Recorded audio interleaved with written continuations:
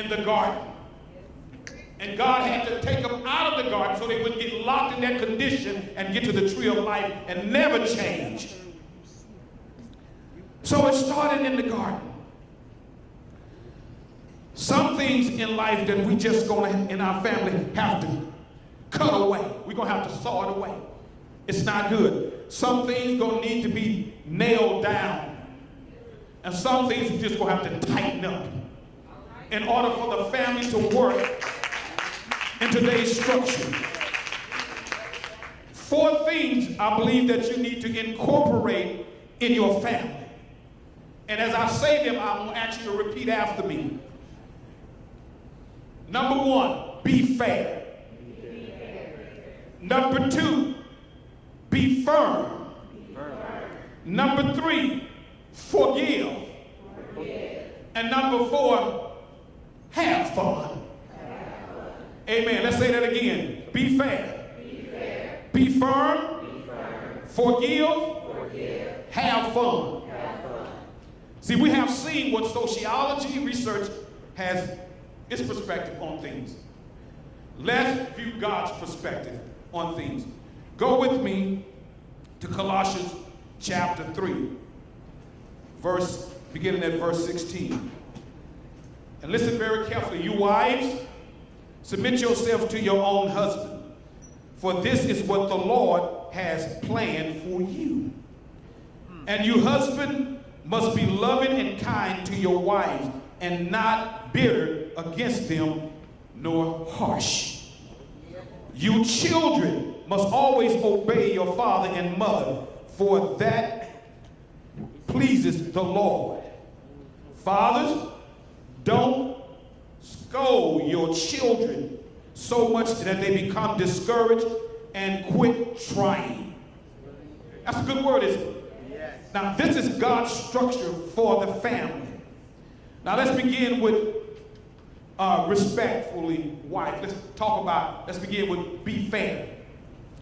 Wives, to be willing to work in conjunction with your husband. Let's be fair with that.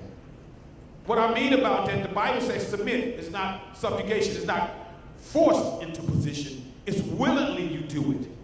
It's out of respect and love for the Lord and us that you do this. You work in conjunction with us, not to try to control us. I know it feels good when you do that. I only got one laugh. There you go. The idea here is that working like God intended from the beginning. When God first turned the world over to Adam and Eve, he said, let them, not him, let them have dominion. Dr. Bess and I have learned the science of operating together, respecting each other's function in the relationship. It said, husband, you are to function in kindness and patience with your wife. It's a process that we have to go through. They can outthink us. I didn't hear praise the Lord on that one. But it's okay because they was created second. That means God did a better job than he did with the phone. Now see, I got the women to respond. Man, y'all got to step up. But the whole idea here is that the children, you are to follow the instructions of your parents. There is a blessing in obedience. Somebody say amen. And single parents, be as loving as possible because you are covering a dual position. It is difficult, it is challenging, it is a great task, but God is with you through it all. We are raising a generation. We are raising great people in our home. We are structuring a family that is to go from one generation to the next generation to even the Bible say 1,000 generations. We have a great call as a family to take over this world and not let the devil have our families. Can I get a strong amen on that? We are to give them a strong family structure, a strong connection with each other, a strong connection with godly principles. a strong connection with our Christian heritage, a strong connection with the house of God, a strong connection with love, a strong connection that nothing can break us apart because we are family. Be fair. Be fair at every level of life. Be fair. In being fair, children, you have to honor your parents. The Bible teaches us to listen. How you honor them, you listen to them. Proverbs 23 and 22 says, listen to your father who begot you, and do not despise your mother when she is old. Don't think she can't hear you when you're talking under your breath. When you go in the next room, you don't think she hear you, you still honor her. You still respect your father. And when you got these little friends that you talk about you don't like your parents, they are listening to you. That's disrespectful. Let me give you a heads up. Sometimes we don't like you either.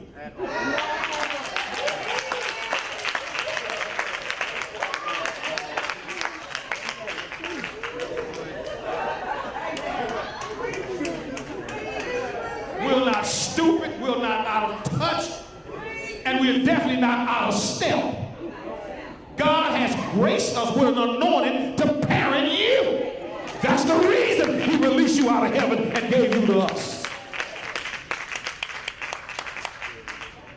Mark Twain says, when I was 14 years old, my father was the most ignorant. When I was 14, my father was so ignorant, I could hardly bear him. But the time I was 21, I was amazed to see how much he learned over 7 years. He didn't learn anything Mark Twain learned. That dad was on step, on time, and on point. Respect your parents. And parents, don't try to be free. Don't tell your children, I'm your friend. You cannot be a playmate in the sandbox of your children, even when time comes, discipline matters to be met. You have to know your place, know your function.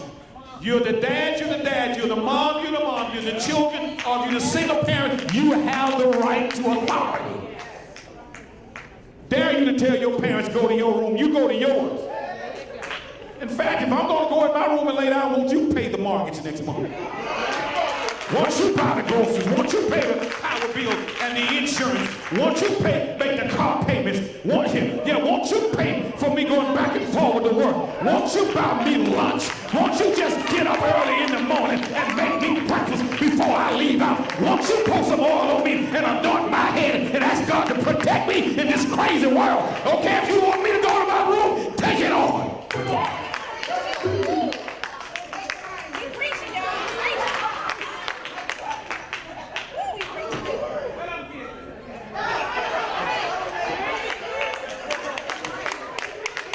This is not children's church.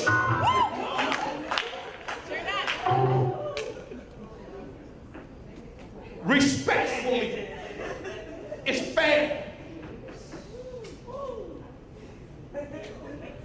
One preacher was preaching, and I just had to turn him off. He looked at his wife and said, it's stupid if I bring her flowers. She know I love her. Excuse me. Flowers say I love. It's an expression of love when I buy her. God created her to be the receiver. He created me to be the giver. I have a competitive nature. She has a contributive nature. She contributes to things. That's the reason she talk about always doing something for people. She go out to buy one thing, she end up buying for Janet, Susie, Mary, next thing you know, she done bought for all these people. And you wonder why you can't manage things. It's in her nature. Respectfully, be fair at every level. I heard a story of a little boy who wrote his mother a bill with crayon on a piece of paper. He said, I took out the garbage. You owe me $1. I clean up my room. You owe me $2.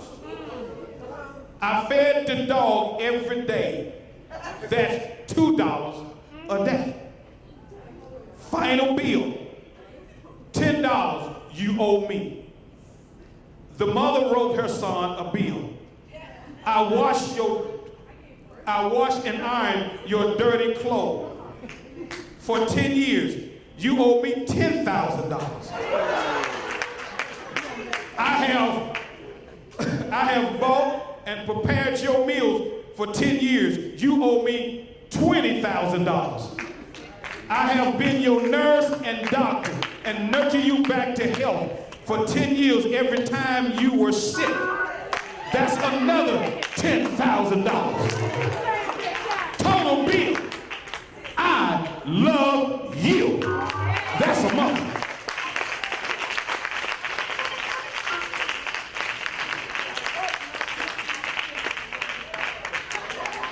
So the next time your children say to you what you owe them, won't you pull out this CD or put it on and say, listen at this.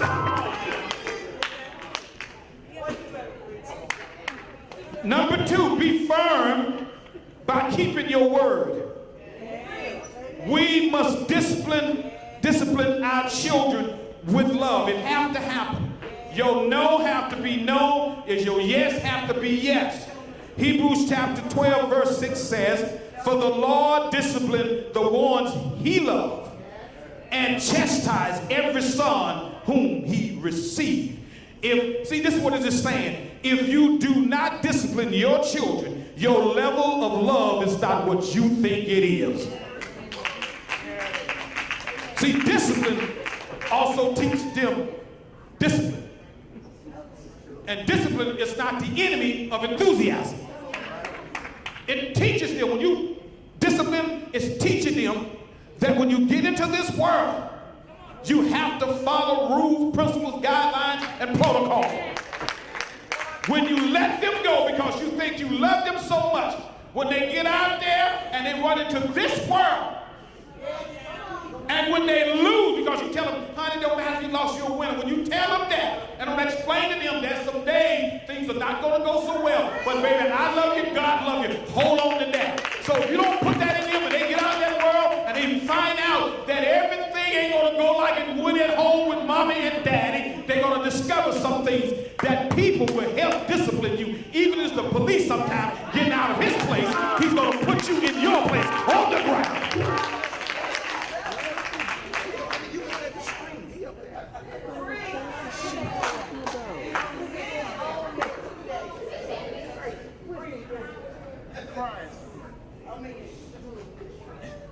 Discipline.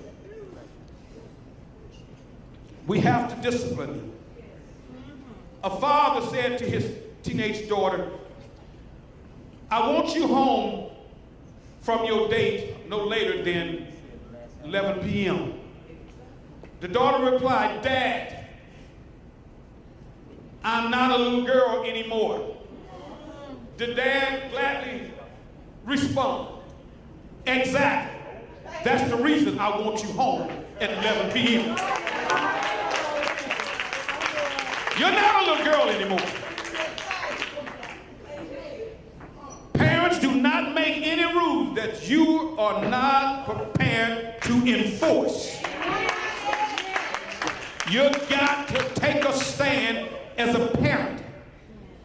If you call a prayer meeting at home, everybody is invited. Come on in here.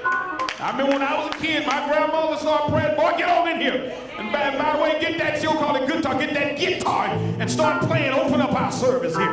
And I start playing the guitar, she so called it. Then they get in the spirit and they start praying, and then they start feeling the anointing. Next thing you know, I feel oil on top of my head. I feel hands laid on. I feel crowded. I feel like a gangster of a group of women that jumped on me. But you know what it done for me? It set my mind right. It gave me proper perspective. Amen. If it's time to go to church, it's time to go to church.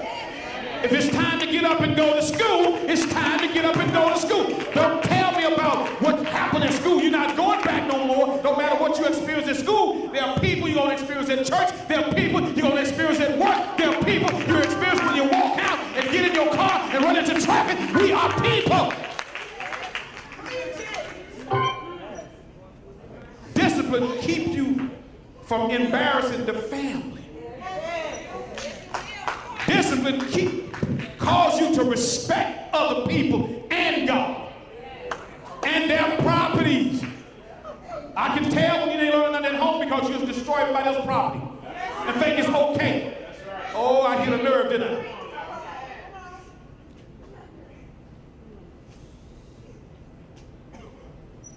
On the other hand, our children need affirmation. Notice verse 21,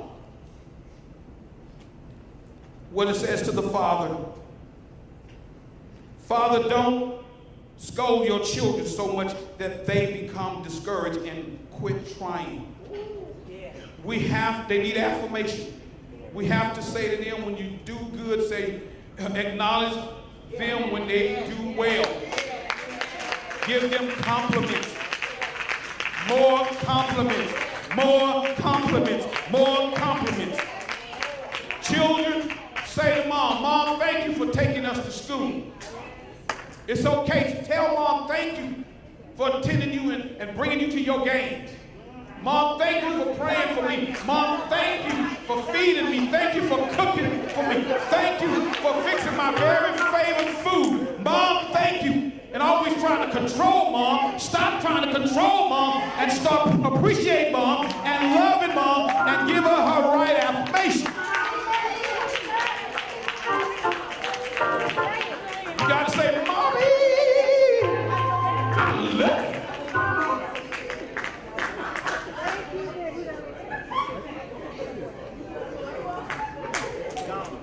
you. Say, Dad, I thank you for all the extra things that you do for me.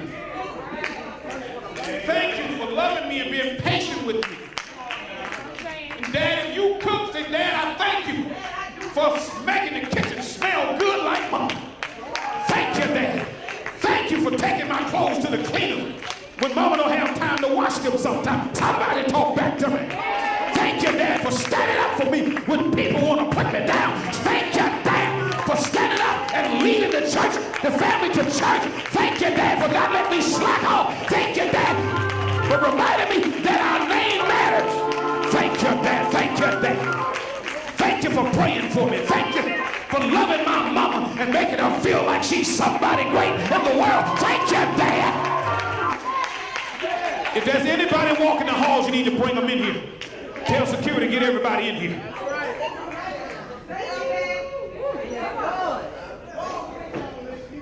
Thank you, Dad, for reminding us of who we are, what we stand for, our foundation we was built on. Thank you, Lord, for being a good dad, for being a good father. So I know my Heavenly Father will be good to me more than I can deal with. I want to ask you today, can you stand to be blessed? Can you stand to be blessed? Children, this is Ephesians chapter 6, verse 1. Children, obey your parents. This is the right thing to do because God has placed them in authority over you. Honor your father and mother. This is the first of God's commandments that ends with the promise. Listen at this. That this is the promise that if you honor your father and mother, you will have a long life full of blessings. Now I want to ask you, young folks, can you stand to be blessed? Can you stand to be blessed? Can you stand to be blessed? Obey your parents. And don't let your friends or so-called associates disrespect your parents. No matter what you say under your breath, excuse me, that's my mom, that's my dad. I'm sorry. If you want to be my friend, you need to stop that. We're done. You got to learn this generation, you centennials and you millennials. Learn to be loyal to your family. Stop selling them out down the road for a little money or a little relationship with some guy or some girl. Some of the people that you hanging out with right now, you won't know 20 years now from now. The minute somebody offer you something, you want to sell your family out. But then you come back home to eat the food and to sleep there, don't you?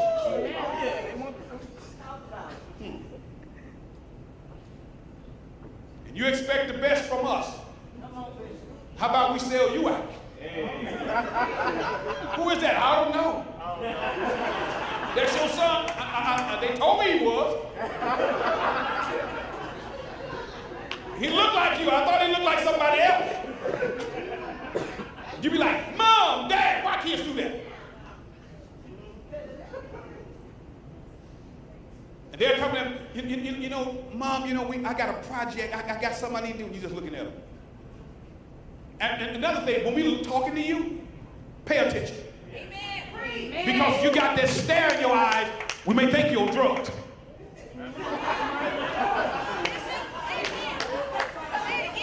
Or trying to pull a fast.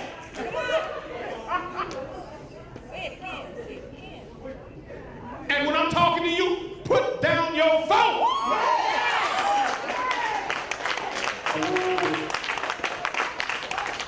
Looking at your watch like you got some kind of appointment or something that's going to put millions of dollars in your pocket. Then if you do, I'll let you go. I'll call you on the way. Because all I want to know what you're going to do for Dad and Mom. That, you know, honor, translated in Hebrew, mean money. Look it up. Because God said to Israel in Malachi, he said, if I be your father, where is my honor?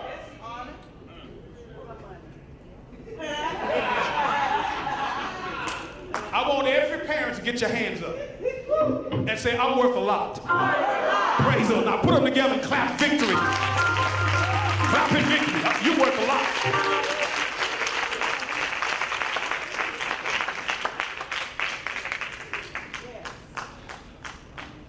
Amen.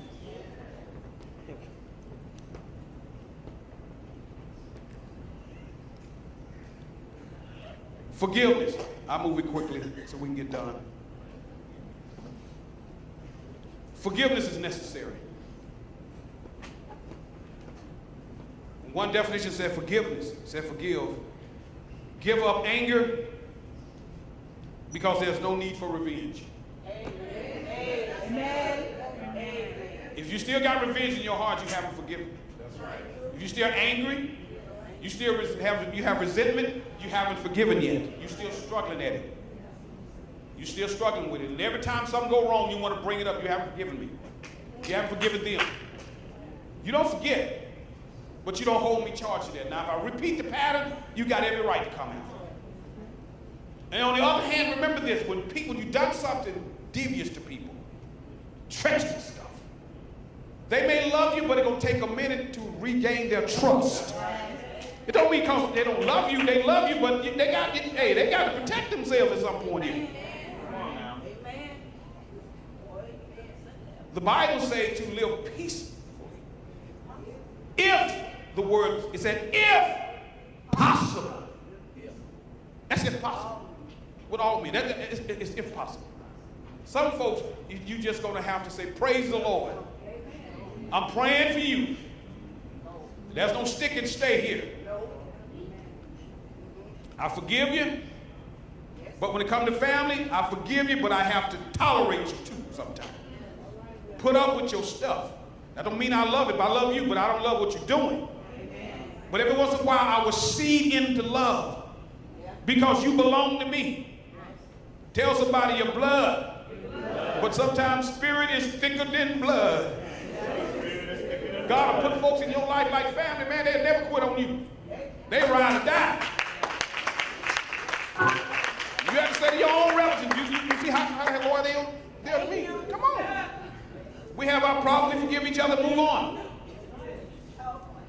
This thing happened 5 years ago, you still talking to me about it. You need therapy?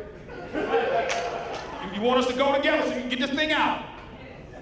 Let's talk it out. I want you to talk it all out. Let's go to therapy. And I'll sit there and listen. Your family. Because when I need you, I want you there. Because when you need me, I know I'm going to be there. Y'all follow them? We have to forgive each other. You have to. Because I got to live with you. I don't want to walk down the hallway every time I see you, you're a memory of something bad in my life. I have to balance it out with some good things. Y'all follow? So we have to forgive each other. We have to let it go. Let me get done. This unresolved resentment can be so unhealthy for our families. It can put us at odds. Even when we sit down for something good. You don't want that getting in the way of your good time. Because my next thing coming up is have fun. You don't want to get in the way of having fun. And stop this kind of stuff that somebody wants your spot in the family. I don't worry about Dr. B. Okay, my sweetheart. I don't worry about her. She can talk to anybody she wants. At the end of the day, she coming home to me. I took care of that. I took care of that. On all levels, we communicate. We work through it.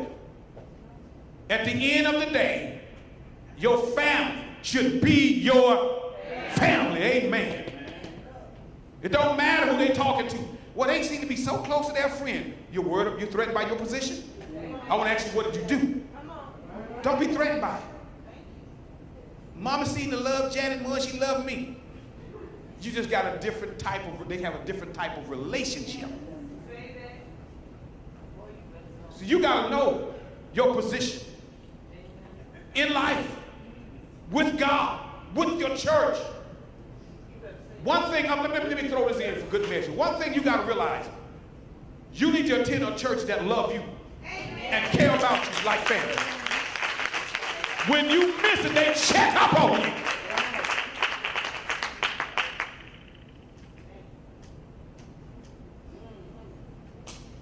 Yeah. You know they care. You know the pastors care. You know the people care. You know they're willing to work with you. You long term. We go with this thing. You need your vision. You need to make it plain and clear. This is when you're into something a long time, you're not trying to keep carrying weights of disunity and delusions and all that stuff. You put that stuff away. You want to live in harmony and love. So I have to forgive you. Okay? You have to forgive me. Sometimes we get a little amnesia every once in a while. You know what I'm talking about. Did I step on your feet yesterday? You're like, yeah, the same time. I'll pay attention. I'll pay attention next time. You see what I'm saying? And don't be always barking at each other. Ho, ho, ho, ho. You get tired. You start tuning folks out. Do you want to be tuned out? Now, let me throw this in while I'm thinking about it. I got to close now. Kids, do not say to us as parents, why do you always repeat the same thing over and over again? Let me tell you why. If you would have heard us the first time, if you heard us the first time, we don't have to repeat it. But we repeat it over and over and over and over till it sounds like a broken record until you learn to listen. If you want us to stop repeating, listen and pay attention the first time.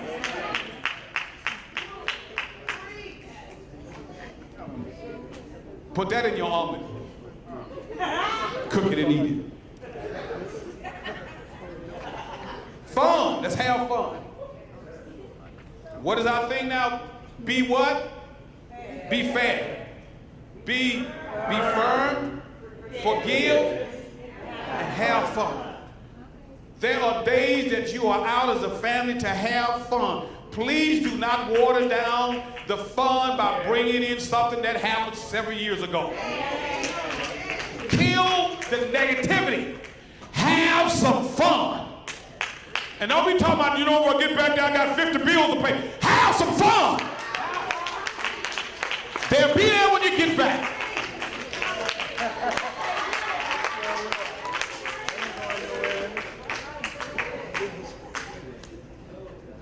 If you in it and fun, be in it and working everything else out.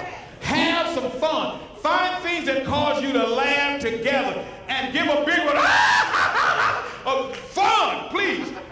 It is not unholy to laugh. That's the problem with some Christians. So serious, you said, praise the Lord, that's right. You on a vacation to have fun. I can't do that. Get on the jet ski. I'm not going to interrupt God's water. Get on the jet ski.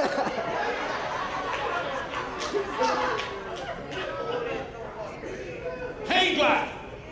Well, the Lord to give me wings, he don't want me to fly. Get over your religious, superstitious craziness. Get on the thing.